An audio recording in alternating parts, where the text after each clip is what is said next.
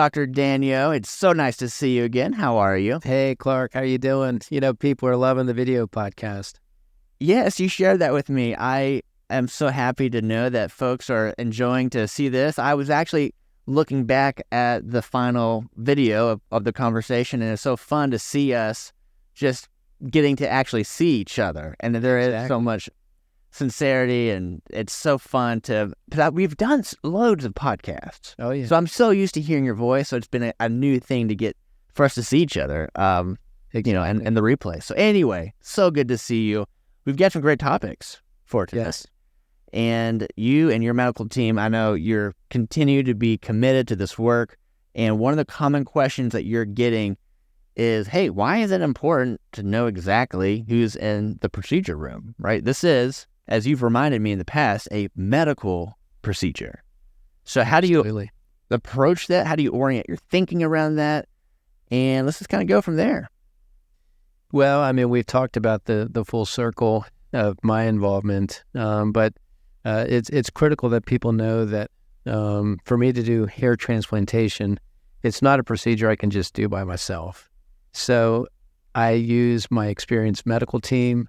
They have experience outside of what is in my office, but I've trained them to our specific way of doing things, and that's important because not every office does hair transplant the same way, and ours is definitely at a higher level, and we do things like shaveless or no shave or long hair FUE, which is extremely difficult, and it takes really a talented staff to kind of help me, and also I have experienced physician's assistants. We are all working on you as a patient to really deliver an efficient procedure, limit pain, have a great experience, and ultimately have great outcomes. Previously, we've talked about how the work you do as a doctor, sometimes it feels like you're an artist. And to pull this off, several people that you've trained have come up to basically build out this whole offering that you can now do and do it as well as you do this. And so you mentioned the PAs. I definitely want to talk about your physician assistants, but I'm also really curious about how you feel looking back after these years in business and like getting to see the reviews and getting to have those hugs and high fives that we often talk about when people come back to visit. That's got to be really exciting to know that this team you've been able to translate that same care and detail and approach to do it not just the right way, but also your way that you found after all of these years. Yeah, well, one of the biggest things we've done is worked on efficiency, and we work on it every day. When we have a patient come in and we discuss, we have a quick team meeting. It's kind of similar. I come from a rehabilitation background, and I managed an entire inpatient rehabilitation unit with brain injury and stroke. But there were so many people in the team with physical therapy, occupational therapy, psychology, case management, nursing, etc. But I was the lead guy. So I kind of take that history that I have as a physician doing team building and team management, and we've taken things to a different level. I had a patient recently that I did a second procedure. Now, the first one I did at my old office, this is probably about 4 or 5 years ago, and at that time, it was myself and just 2 technicians, and I did essentially all of the extracting, all of the placing, and only having 2 technicians. I mean, we did a great job and had great outcomes, but it was a long day. And then contrast that with what we're doing now, where we're able to do really large cases in, half the time, sometimes 60% faster. And from my standpoint, with all the other things that we've done to tweak the procedure, I mean, it's just such a better experience. And that's what that patient said, so much better. We're also in a brand new office. It's like a, kind of a spa, and very clean. People always say this looks very surgical. I had a patient recently that had a hair transplant at another facility, and he said that it literally felt like he was getting his teeth cleaned there rather than actually having a medical procedure. Really? So someone who's seen both your past office and today, but also other patients, they've been able to say, hey, this other experiences feel a little more sterile, maybe not as comfortable, and you've been able to create, because you designed this space. That was the way you intentionally have light, the intentionality for that spa, that comfort. Because just a moment ago, you were saying, hey, it can be a long day. And before, you were as efficient because it was mainly only, a smaller team to take someone from start to finish. Now you're still leading that team. You're a medical team. But not only is that a long day for the team, but it's a long day for the patient. Yeah, because they're here in the room. This has been a long anticipation for a variety of reasons. And you probably want to get them through this as comfortable, painless, and efficiently as possible. So that really speaks, I think, to why someone needs to know this medical team. Yeah, and really what we did is we kind of broke down all the parts, and we do that really throughout all of the things that we have as far as kind of patient connection. We looked at how we do consults, outreach. We're still making tweaks. We're trying to make access to myself and to my administrative staff that oftentimes are doing some of the upfront conversations and doing tours of the office, things such as that, that we're looking at these processes and getting better. And it really takes looking at each thing, figuring out what's holding up, and then really look at what is called throughput, from start to finish.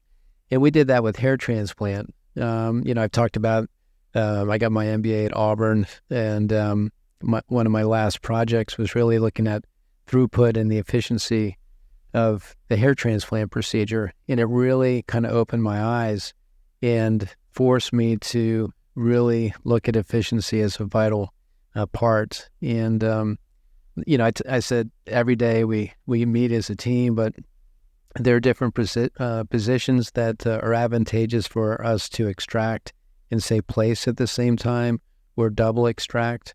We oftentimes have 8 hands on the patient's head with sharp instruments, and we're able to do this with nobody getting injured. But the fact is we have to extract, we have to pull the grafts, store the grafts, we have to load the grafts into our implanter pens, and then we have to place them. It's a 2,000 graft procedure. That graft is being touched 8 to 10,000 times. Those grafts are. So having a efficient, large team working on you is really the key. Not only is it an art, you as an artist, your team, it's truly a science going from start to finish, and how you've been able to make that streamlined is truly remarkable. One of the reasons we want to do an episode today about why it's so important to know who is behind a medical procedure like this, we're of course talking about you and your team.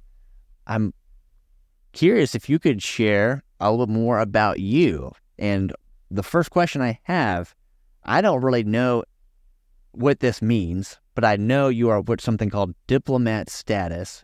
Sounds incredibly legit. What is diplomat status in the context of you and your work as a physician, the work you're doing? What does that mean? And then I've got some more questions as we're going to know you and who's doing these procedures. Sure. The diplomat status means that I'm a diplomat of the American and International Board of Hair Restoration Surgery. So I've gone through all the prerequisite education. I've had hundreds of cases evaluated and approved, essentially. I presented in front of the board, and I've taken an oral and written test. And I also have to maintain kind of standards for the practice. We have to show that we're doing practice improvement. We have to show that we're doing intermittent chart audits. and that we're staying up with our continuing medical education. So these are all things that make somebody who's a diplomat at the American Board of Hair Restoration Surgery more bona fide. We talked about this before. I mean, there are a lot of practices getting into hair restoration. They look at it as kind of a revenue generator, like another procedure to add. And for any person listening to this, and maybe you're at the beginning of your search, I would look for practices that only do hair restoration. This is actually a field of medicine. It's not a procedure that you add on to, say, doing liposuction and skincare and adding it to your busy day as a doctor and maybe delegating different things. I talked about that patient who said that he felt like he was at the dentist's office. Well, he did a consultation with a sales team. They gave the impression that he would be meeting with the doctor the morning of the procedure and that the doctor would be involved in the case, and it was anything but that. It was actually one technician who did the majority and another one who assisted a little bit. It was a long day and a bad outcome, and that's how he found me. But this is happening all the time. I think finding a physician that is a diplomat of the American and International Board of Hair Restoration Surgery is the first step. Make sure that the doctor is involved in the consultation. You don't have like a sales team, saying, "Oh, you need 2,500 grafts." It is a medical procedure, and it requires medical decision-making by an ethical doctor who has been really verified to be ethical and trained in order to make accurate predictions on how many grafts and really deliver on it. Very helpful, very straightforward. It's helpful to have that tip. Hey, red flag might be if someone's just adding this on like another menu item that they're offering, that you want to look twice. Yeah. Be very careful. This is hard work. We've heard that story from you on how there's an intensity to this. And I think I heard you say it could be as many as 8 hands in the mix just working on someone like that. That is an intensity that needed to have very massive intensity. And, our team, everybody's joyful to be there. It's amazing. We've got a great culture here, long-term employees. And so not only are we intense, but we also have fun doing it, and we enjoy it. Anyway, it's a great thing to be a part of. As we're wrapping up, we did mention earlier, you were talking about the PAs. Any kind of just general shout out that the physician assistants play on the team? It's you, it's your medical team, you're working together to have this synchronization of efficiency. Any general things you want to share just for someone to know what to expect at your practice when they're going through this day and there's already been this predetermined plan? Anything else you want to mention of just how kind of the magic is happening with all the moving pieces? Sure. Well, first of all, I've used physician's assistants throughout my career. They're great. They add a different context. They are intelligent and dynamic. They amazingly can switch specialties, so they can have experience in cardiac surgery or emergency medicine and kind of take that knowledge and kind of bring it in. So that's what both of my physician assistants have. And I tell people that I am involved with my team and we work together. Now, physician's assistants are providers, technically. And, a lot of times people go to a primary care office and they see a PA and they actually like seeing a PA more than the physician. They spend more time and have more quality visits. So when a patient comes to my office, there are 3 providers working on your head, which is phenomenal. And they are skilled. They're trained by me. I supervise everything, but it's not something where I just say, "Oh, you're with the PA today," or I'm not going to work on you. We work together, and that's how we build up this great efficiency to get these cases done, limit post-operative pain and complications, and have better results. Dr. Danyo, as always, thanks so much for taking a few minutes to share. It's always good to catch up, hear what you're working on, and every time we chat, I'm always learning something new. So congratulations on diplomat status. That is something I've had that for a while. It goes to show the more we talk and do this, the more I learn. So you always have great insights. So I'm always learning. Always appreciate your time and energy. And I can't wait for our next podcast. All right. Thank you, Clark. Hey, thanks for listening to Hair Restoration with Dr. Daniel A. Danyo. Book your consultation today with Dr. Danyo by calling 678-845-7521 or online at nahairrestoration.com. And be sure to follow, rate, and review this show wherever you listen to your favorite podcasts.